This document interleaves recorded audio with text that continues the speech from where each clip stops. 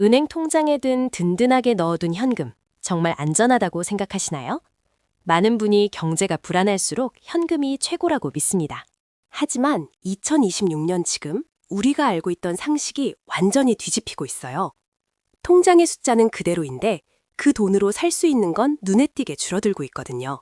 통계청에서 발표한 최근 소비자 물가 동향을 보면 상명은 생각보다 무겁습니다.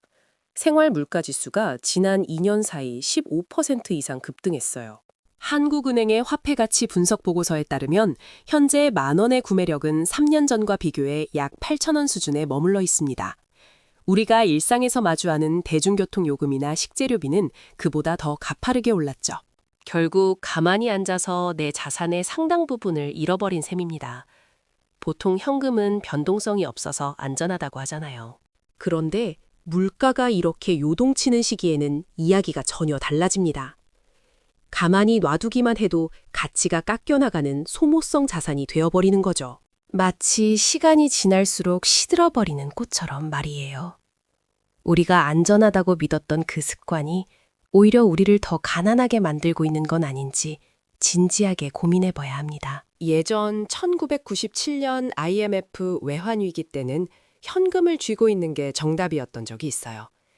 그때는 시중금리가 15%에서 20%를 넘나들었기 때문에 은행에만 넣어둬도 자산이 충분히 불어났으니까요. 하지만 지금은 상황이 정반대입니다.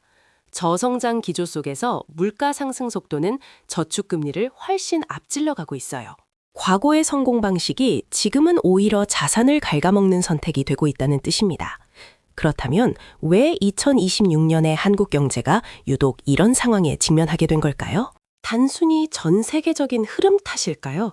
아니면 우리가 놓치고 있는 우리만의 구조적인 결함이 있는 걸까요? 질문에 대한 답은 생각보다 우리 일상에 아주 깊숙이 박혀 있습니다. 1997년 외환위기 때를 한번 떠올려 보세요. 그때는 기업들이 무너졌던 시기였습니다. 달러가 부족해서 나라 전체가 부도 위기에 처했지만 사실 가계는 지금보다 훨씬 건강했거든요. 당시엔 저축률도 높았고 개인들이 빚을 내서 자산에 투자하는 일은 흔치 않았습니다.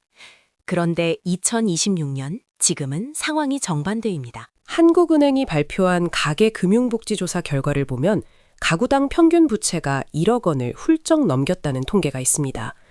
GDP 대비 가계부채 비율은 이미 100%를 상회하며 세계 최고 수준을 기록하고 있죠.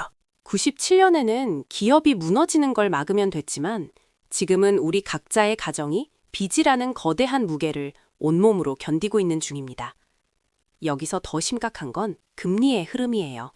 과거에는 위기가 오면 금리를 확 낮춰서 경기를 부양하는 게 가능했습니다. 하지만 2026년의 고금리 상황은 우리 선택이 아니라 대외적인 요인에 의해 강제되고 있습니다. 물가를 잡기 위해 금리를 내릴 수 없는 상황에 놓인 셈이죠. 실제로 주택담보대출 금리가 1%포인트 오를 때마다 가계의 전체 이자 부담은 연간 12조 원 넘게 증가한다는 분석이 있습니다. 한 달에 이자로 200만 원을 내던 가정이 250만 원을 내게 되면 그 50만 원만큼의 소비가 시장에서 사라지게 됩니다.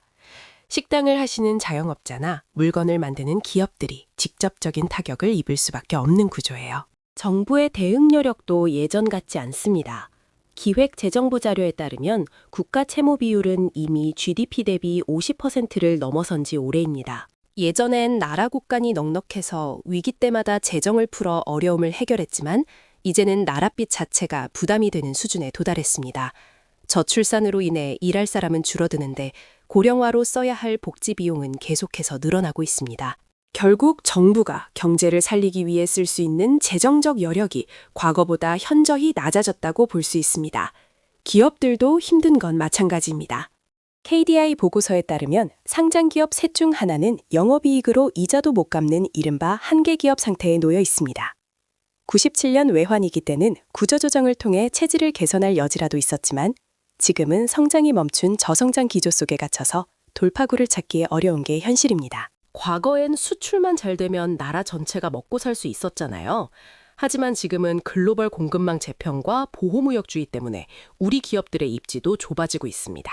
이런 구조적인 결함들이 맞물리면서 우리가 그동안 안전하다고 믿어왔던 현금 가치를 빠르게 떨어뜨리고 있습니다. 한번 생각해 보세요. 국가도 기업도 가게도 모두 빚에 힘들어하고 있는 상황에서 화폐의 가치가 예전처럼 유지될 수 있을까요? 나라 경제의 기초 체력이 흔들리면 가장 먼저 가치가 하락하는 건 바로 그 나라의 돈입니다. 지금 우리가 통장에 넣어둔 현금이 사실은 가장 위험한 자산이 될 수도 있다는 뜻이죠. 이렇게 경제 체력 자체가 떨어진 상태에서 물가는 계속 오르는데 소득은 제자리 걸음이라면 자산은 가만히 앉아서 줄어드는 것과 다름없습니다. 내 통장에 찍힌 숫자는 그대로인데 실제 살 수 있는 물건이 줄어드는 이 현상은 생각보다 훨씬 더 빠르고 치명적으로 다가오고 있습니다. 상황이 이렇게 흘러가다 보니 많은 분이 불안한 마음에 일단 현금부터 확보하고 보자는 생각을 합니다. 통장에 숫자가 찍혀 있어야 마음이 놓이는 법이니까요. 하지만 지금 우리가 마주한 현실은 숫자의 함정 그 자체라고 볼 수 있어요. 구체적으로 숫자를 보면 이게 얼마나 심각한지 금방 알 수 있습니다. 한국은행에서 발표하는 광의통화, 즉 M2 통화량 지표를 보면요. 지난 몇 년 사이 시중에 풀린 돈의 양이 과거와는 비교도 안 될 정도로 불어났습니다. 돈이 흔해지면 가치는 떨어지기 마련이죠.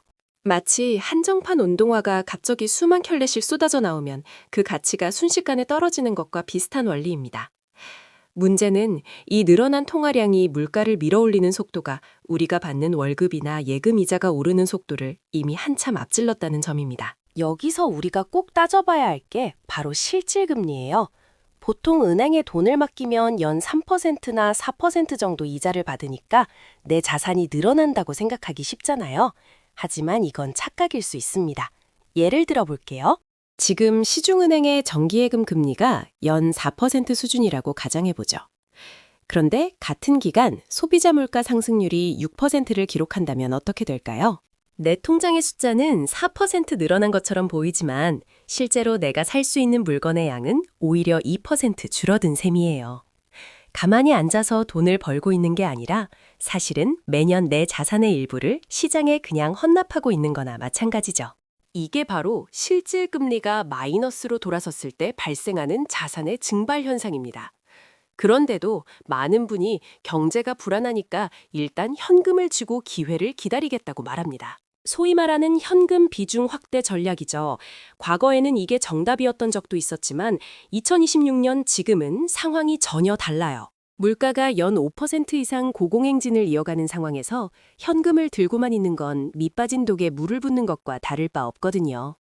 기회를 기다리는 동안 내 구매력은 이미 상당히 깎여나가고 있기 때문인데요. 단순히 돈을 안 쓰고 아끼는 것만으로는 이 속도를 도저히 따라잡을 수 없습니다. 실제로 통계청의 가계동향 조사 결과를 보면 가구당 실질 소득은 물가 상승분을 반영했을 때 오히려 마이너스를 기록하는 경우가 허다합니다. 일은 똑같이 하는데 지갑은 얇아지는 거죠. 결국 현금을 안전한 피난처라고 믿고 그 안에만 머무르는 태도가 지금 시대에는 가장 위험한 도박이 될 수 있습니다.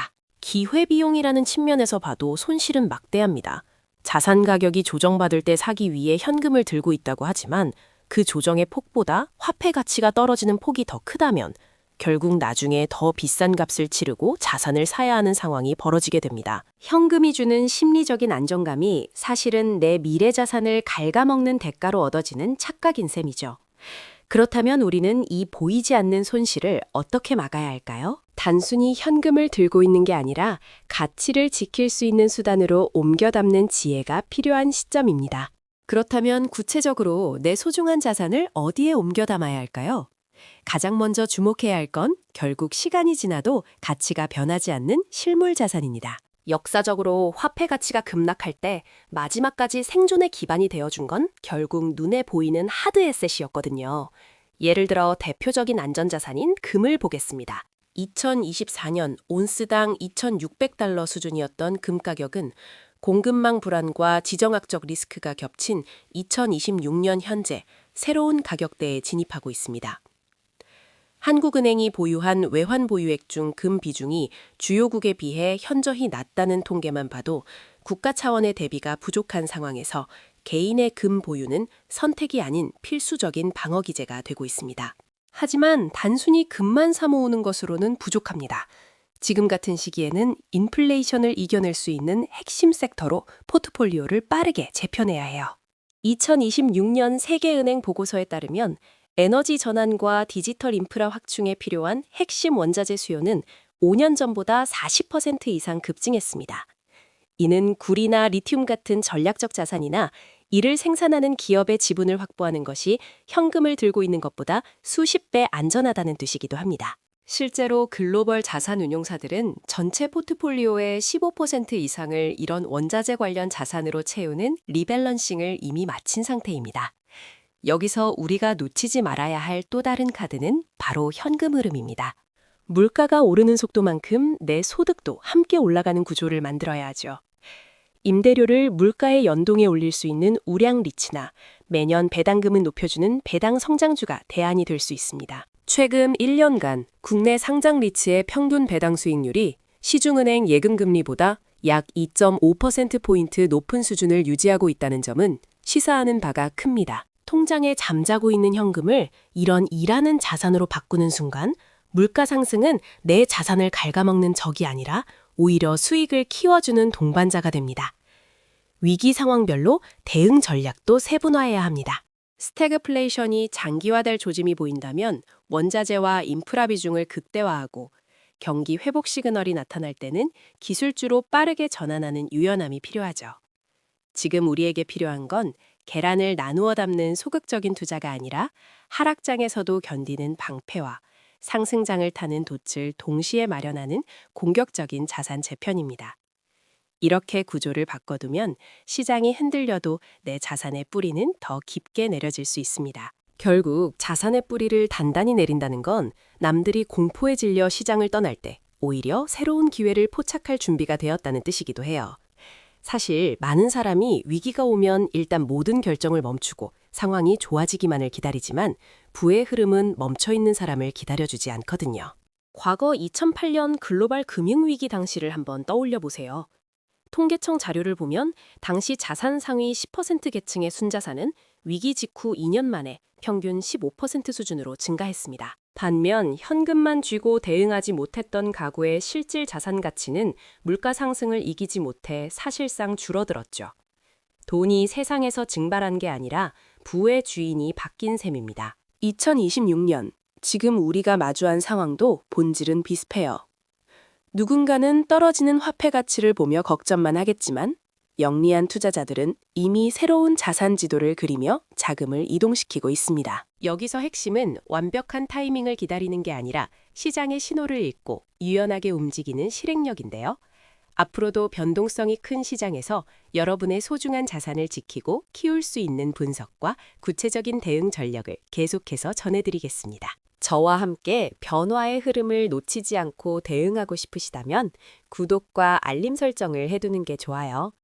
시장 상황이 급변할 때 가장 빠르게 실질적인 도움을 드릴 수 있도록 준비하겠습니다. 오늘 이야기가 여러분의 미래를 설계하는 데 도움이 되었기를 바랍니다.